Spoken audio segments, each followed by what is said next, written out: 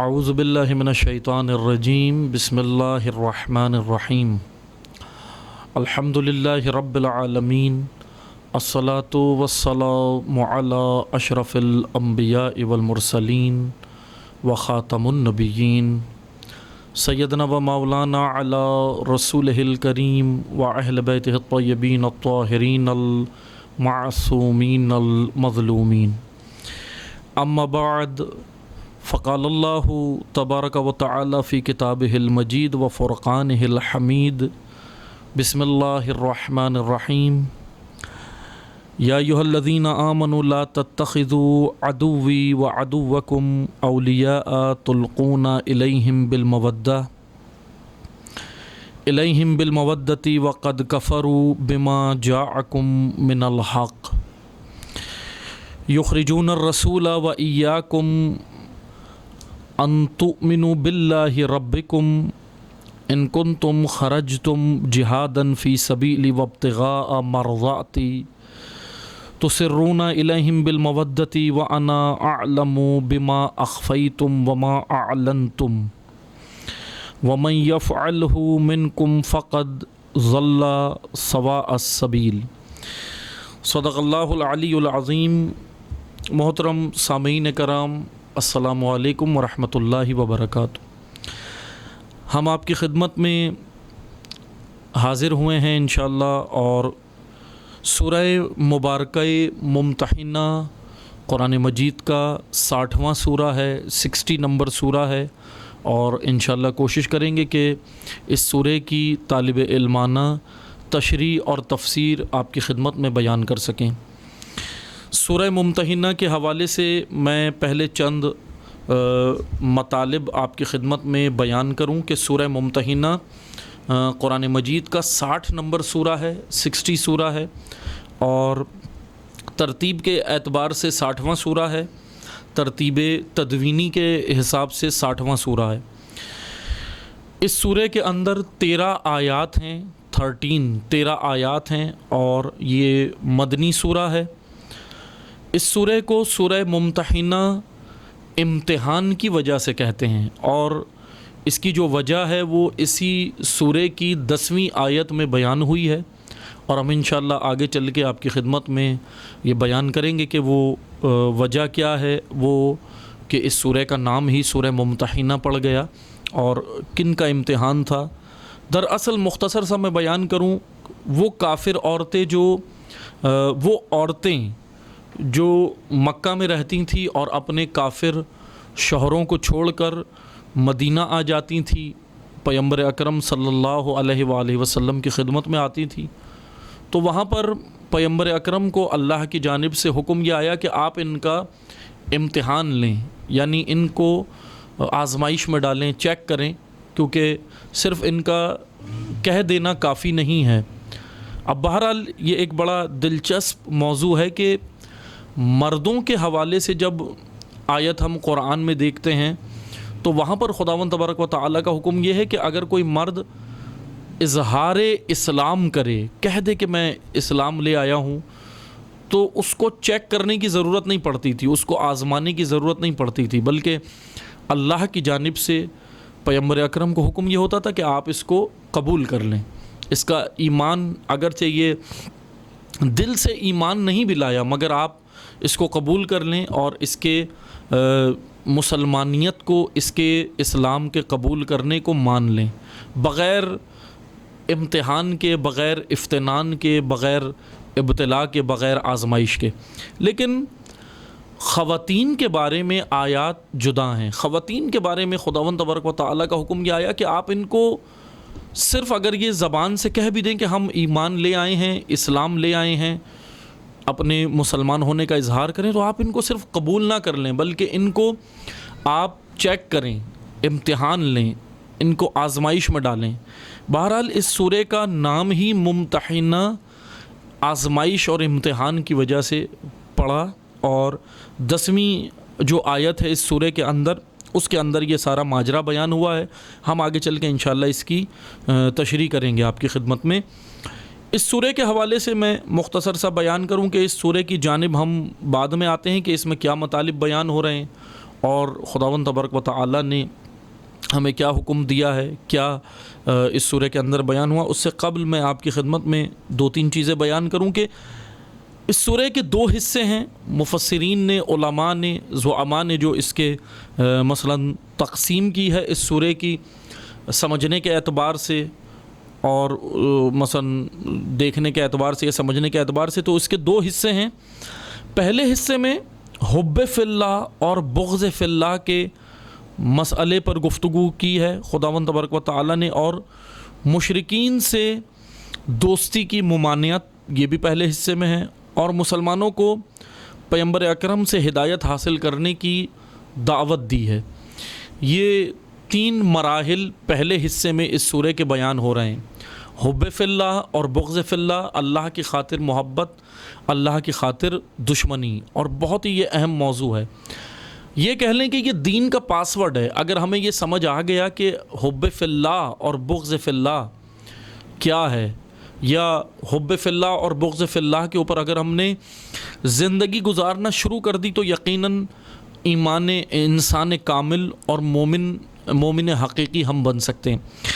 یہ میں اگر سادہ سی زبان میں کہوں تو یہ پاسورڈ ہے، دین کا پاسورڈ ہے، وجود انسانی کے لیے ایک پاسورڈ ہے حب فی اللہ اور بغض فی اللہ۔ دوسرا اسی سورہ کے اندر جو پہلے حصے میں ہی مطلب ہے وہ ہے مشرکین سے دوستی کی ممانعت، مشرکین سے دوستی کو منع کیا گیا ہے، اور بہرحال اس کے بھی پھر ایک فقہی مسائل اور دیگر چیزیں وہ ہم آگے چل کے بیان کریں گے۔ اور تیسرے میں، پہلے حصے کا تیسرا جو مرحلہ ہے، اس میں پیغمبر اکرم صلی اللہ علیہ وآلہ وسلم سے ہدایت حاصل کرنے کی مسلمانوں کو دعوت دی گئی ہے کہ آپ ان سے ہدایت حاصل کریں۔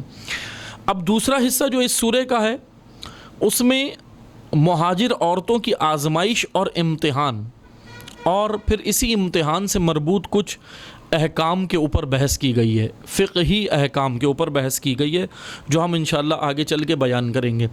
میں یہاں مختصر سا آپ کی خدمت میں پہلے بیان کروں کہ امتحان قرآن کریم کا یہ کہہ لیں کہ ایک قانون ہے، اور اگر جب تک انسان امتحان میں ڈالا نہیں جائے گا اس وقت تک یہ مومن حقیقی نہیں بن سکتا، انسان کامل نہیں بن سکتا۔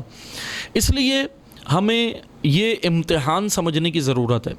میں یہاں چند الفاظ کی پہلے وضاحت کرتا ہوں، کیونکہ عربی زبان کے الفاظ ہیں، اور جیسا کہ ہم پہلے بھی کئی سوروں کی جو ہم نے آپ کی خدمت میں طالب علمانہ تشریح اور تفسیر کی ہے، اس میں بھی ہم بیان کر چکے ہیں کہ اور دیگر مثلا دروس اور مجالس کے اندر بھی آپ کی خدمت میں ہم کئی بار بیان کر چکے ہیں کہ عربی زبان وسیع زبان ہے، اور عربی زبان کے بہت سارے مطالب جو ہیں وہ ہماری اردو زبان کے اندر جو استعمال ہوتے ہیں وہ اس کے مطابق نہیں ہیں۔ ایک مشکل ہمارے معاشرے میں یہ ہوتی ہے، یا قرآن فہمی میں، یا دین فہمی کے اندر، یا مطالب دینیہ کو سمجھنے میں ہم لوگوں کے ساتھ ایک مشکل سب سے بڑی یہ ہوتی ہے کہ ہم الفاظ قرآنی لیتے ہیں، الفاظ عربی لیتے ہیں، عربی زبان کے ہوتے ہیں، لیکن معانی جو ہوتے ہیں وہ ہم اپنے اردو زبان کے چڑھا لیتے ہیں، کلچرل معانی، ثقافتی معانی، اور اپنے تمدن جو ہماری تہذیب و تمدن ہے اس کے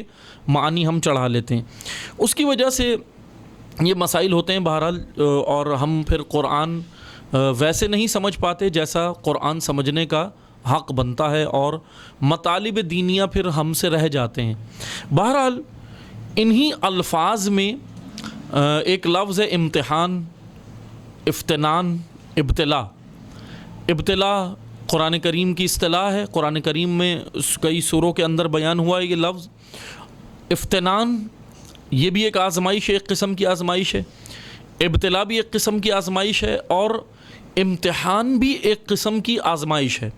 لیکن عزیزان محترم توجہ سے سنیں، ہمارا موضوع کیونکہ امتحان ہے، میں امتحان کے اوپر ہی گفتگو کروں گا، آپ نے توجہ سے سننا ہے۔ لفظ امتحان محن سے نکلا ہے۔ لفظ محن عربی زبان کا ایک مرکزی لفظ ہوتا ہے جس کو مصدر کہتے ہیں، مصدر سے پھر دیگر الفاظ جو ہے وہ پھوٹتے اور نکلتے ہیں۔ جیسے مثلا ہمارے انسانوں کے اندر خاندان ہوتے ہیں، فیملیز ہوتی ہیں، جیسے دادا ہوتا ہے، اس کا بیٹا ہوتا ہے، اس کے پوتے ہوتے ہیں، نواسے ہوتے ہیں، نواسیاں ہوتی ہیں، پورا ایک خاندان یا فیملی ہوتی ہے جس طرح ایک فرد کی. اسی طرح الفاظ کے بھی خاندان ہوتے ہیں، الفاظ کی بھی فیملیز ہوتی ہیں، اور الفاظ جو ہے وہ ہجرت بھی کرتے ہیں. یہ بھی بڑا ایک خوبصورت اور دلچسپ قانون ہے. مثلا جیسے مہاجر انسان ہوتا ہے، انسان ہجرت کرتا ہے، اسی طرح الفاظ بھی ہجرت کرتے ہیں، اور الفاظ بھی ایک زبان سے دوسری زبان میں، ایک قوم سے دوسری قوم میں، ایک علاقے سے دوسرے علاقے میں منتقل ہوتے ہیں. بڑا یہ بھی ایک مثلا بڑا خوبصورت موضوع ہے.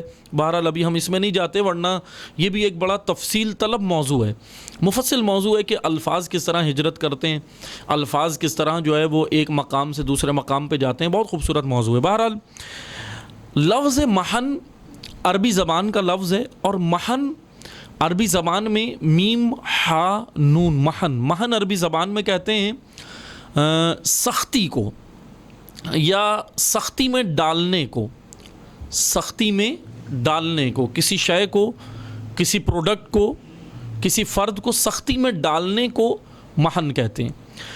امتحان کا لفظ جیسے میں نے عرض کیا کہ الفاظ ہجرت کرتے ہیں. لفظ امتحان آپ نے سنا ہے کہ اردو زبان میں بھی جو ہے وہ استعمال ہوتا ہے، جس کو ہم انگلش زبان میں ایگزام کہتے ہیں. ایگزام یا امتحان، امتحان کا لفظ اردو زبان میں بھی استعمال ہوتا ہے، لیکن اردو زبان میں امتحان اور ہے، عربی زبان میں امتحان اور ہے، دونوں میں فرق ہے. اردو زبان میں امتحان کہتے ہیں خبر لینے کو. مثلا ایگزام ٹیچر کیوں لیتا ہے؟ تاکہ اسٹوڈنٹ کا پتہ چل جائے کہ یہ کس نہج پہ پہنچا ہے، کس لیول پر پہنچا ہے، کہاں تک پہنچا ہے. یعنی جتنی تیاری اسٹوڈنٹ کو ٹیچر نے کرائی ہے، جتنی تیاری شاگرد کو استاد نے کرائی ہے، تو اب وہ اس کا امتحان لیتا ہے. یہ میں اردو زبان کی پہلے امتحان کی وضاحت کر رہا ہوں، پھر ہم عربی کی جانب آئیں گے. اب وہ ٹیچر اس کا امتحان لیتا ہے اور یہ دیکھتا ہے کہ یہ کہاں تک پہنچا ہے، کس لیول تک پہنچا ہے. مثلاً اس نے جو ہے وہ کہاں تک جو میں نے اس کو پڑھایا وہ اس نے کتنا سمجھا ہے اور کہاں تک پہنچا. اب وہ اس کا ایگزام لیتا ہے، جس کو ہم اردو میں امتحان کہتے ہیں. اس کو یہ امتحان کا اگر ہم اس کی وضاحت کریں تو یہ دراصل ایک خبر ہے، خبر لینا. استاد شاگرد کی خبر لے رہا ہے، ٹیچر اسٹوڈنٹ کی خبر لے رہا ہے. کیا خبر لے رہا ہے؟ کہ یہ کس لیول تک پہنچا ہے، یعنی ابھی یہ کہاں تک پہنچا ہے، جو اس کو پڑھایا تھا اس میں یہ کہاں تک پہنچا ہے، کتنا اس کو سمجھ آیا ہے. یہ خبر ہے دراصل عربی زبان میں. اب ہم عربی کی جانب آئیں. یہ اردو کا معنی تھا، اردو زبان کی وضاحت تھی. عربی کی جانب آئیں. عربی زبان میں خبر لفظ بھی استعمال ہوتا ہے، اختبار لفظ، خبر سے اختبار، اور امتحان بھی استعمال ہوتا ہے. یہ جو ہم اردو زبان میں امتحان جس کو کہتے ہیں، جس کو انگلش میں ایگزام کہتے ہیں، عربی زبان میں اس کو امتحان نہیں کہتے. خبر لینے کو عربی زبان میں اختبار کہتے ہیں. اختبار، خبر سے اختبار.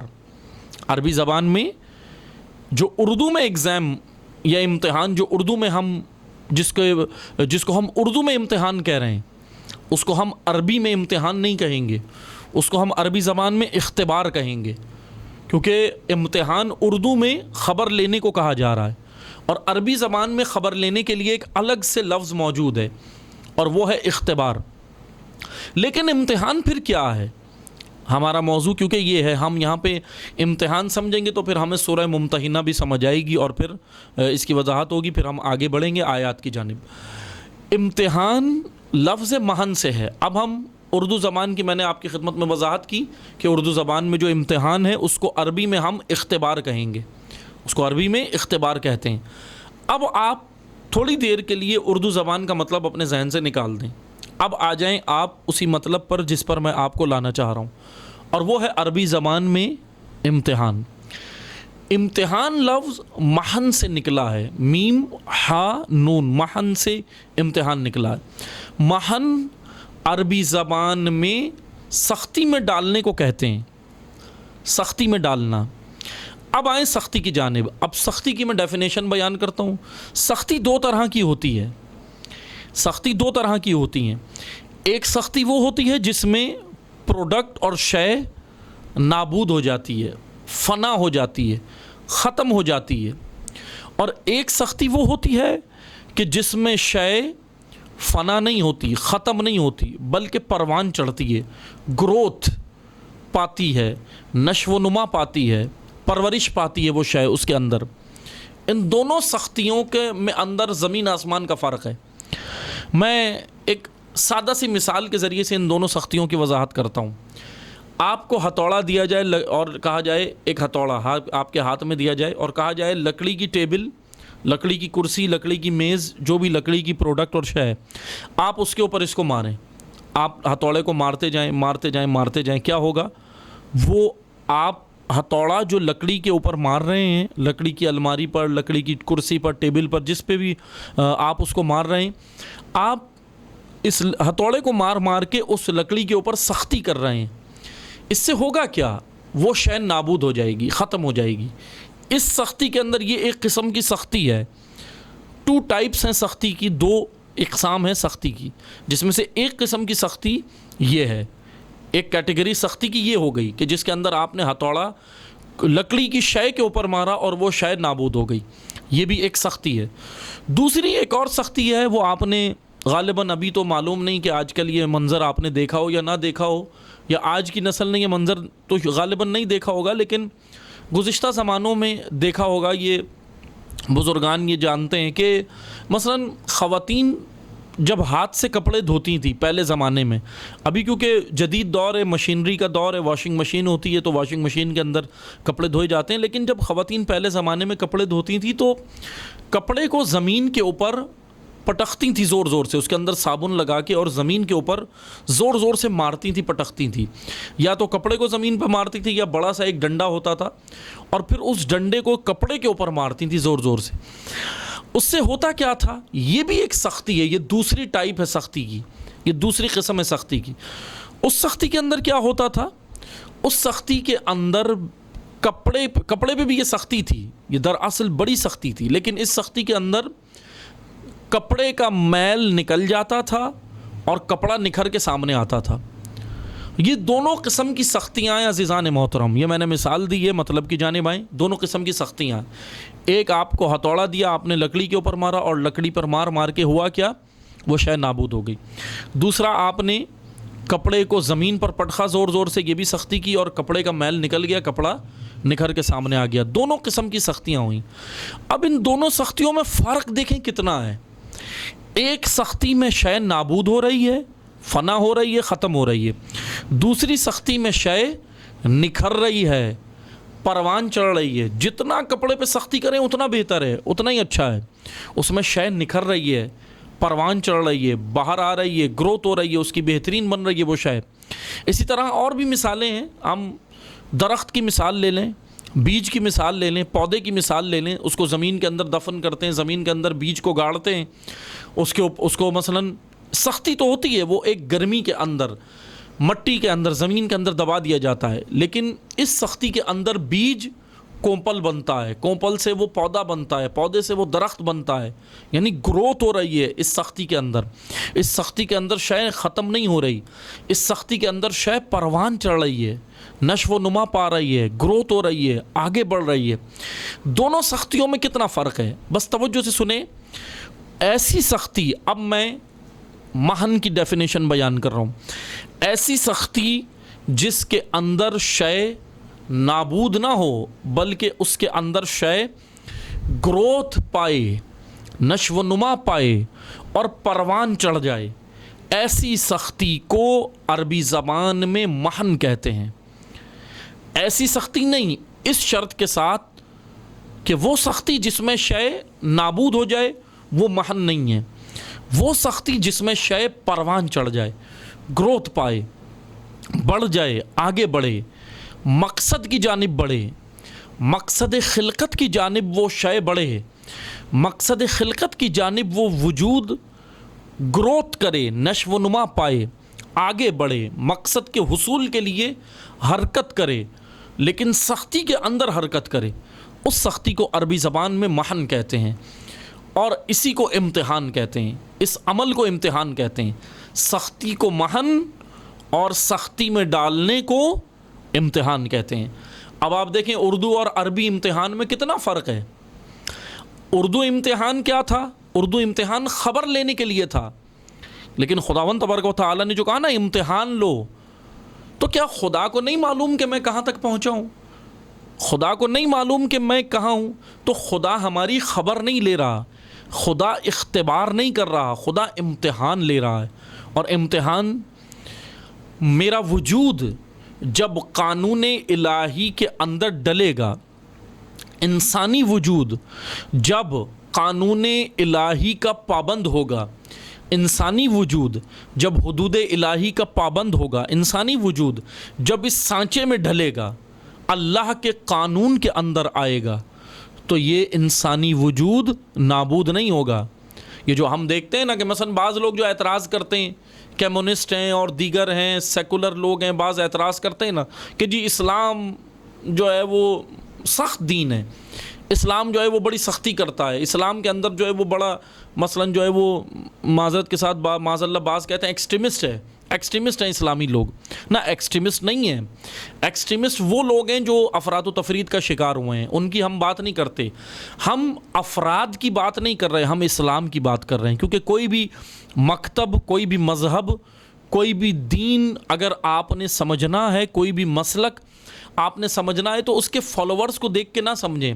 فالوورز کے اندر بہت کمی ہوتی ہے، فالوورز اکثر مکتب کی تعلیمات پہ، اکثر فالوورز مکتب کی تعلیمات پر نہیں ہوتے، اکثر فالوورز مکتب کی تعلیمات سے ہٹ کر جی رہے ہوتے ہیں۔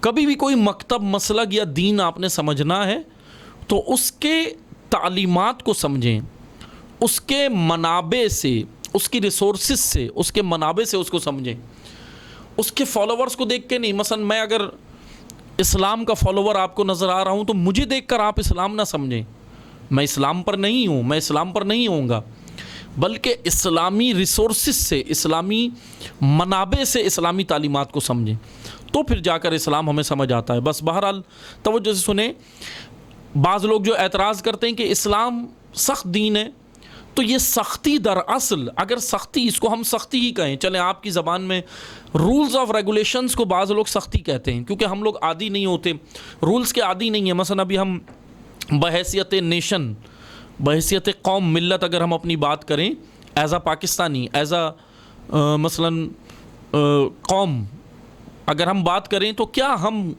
اپنے ملک کے ہی قانون کے پابند ہیں؟ نہیں ہوں گے، اچھا نہیں لگتا۔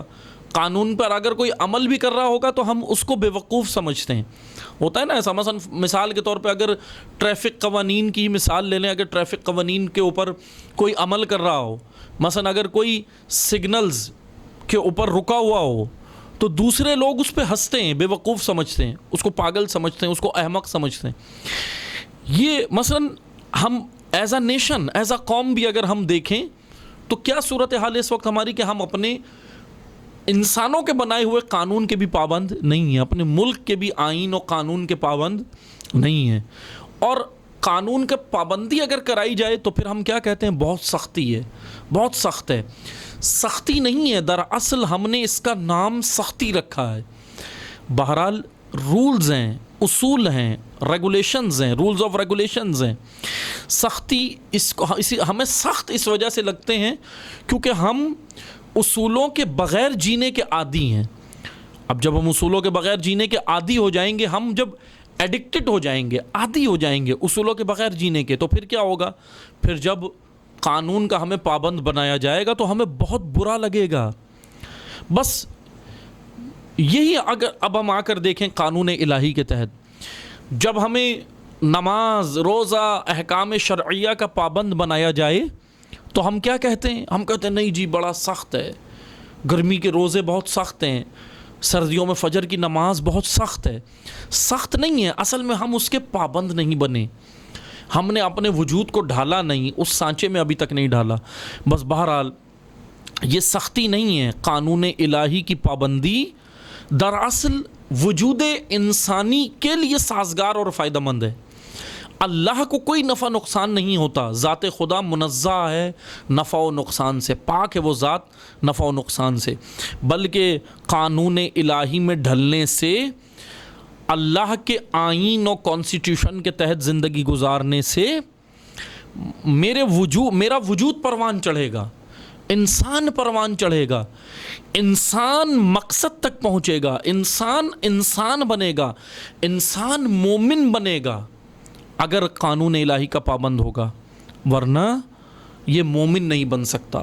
بس میں اگر 2 جملوں میں کہوں عزیزان محترم، ہم دنیا میں شاید انسان تو آئے ہیں، خدا نے انسان تو بنا کے بھیجا ہے، لیکن مومن بنا کے نہیں بھیجا، مومن بننے کے لیے بھیجا ہے۔ یہ یاد رکھیں، مومن بن کے نہیں آئے ہم اس دنیا میں، مومن بن کے کوئی نہیں آیا، مومن بننے آئے ہیں۔ قرآن کی نگاہ سے ہم مومن بننے آئے ہیں، اس لیے ہمیں مومنیت کے درجے تک پہنچنا ہے۔ سورہ ممتحنہ امتحان کہہ رہی ہے کہ ان خواتین کا امتحان لیا جائے۔ بہرحال یہ تو ہم نے صرف مختصر سی وضاحت کی ہے لفظ امتحان کی اور ممتحنہ کی۔ اب اسی امتحان سے لفظ ممتحنہ ہے، ممتحنہ یعنی امتحان لینا۔ بہرحال ہم اس کو پھر آگے چل کے آپ کی خدمت میں بیان کریں گے۔ آج اتنا ہی بیان کرتے ہیں، اگلے درس میں انشاءاللہ کوشش کریں گے پھر ہم اب ان آیات کی طالب علمانہ تشریح اور تفسیر کریں۔ جب تک کے لیے اجازت چاہتے ہیں، انشاءاللہ پھر دوبارہ حاضر ہوں گے آپ کی خدمت میں۔ والسلام علیکم ورحمۃ اللہ وبرکاتہ۔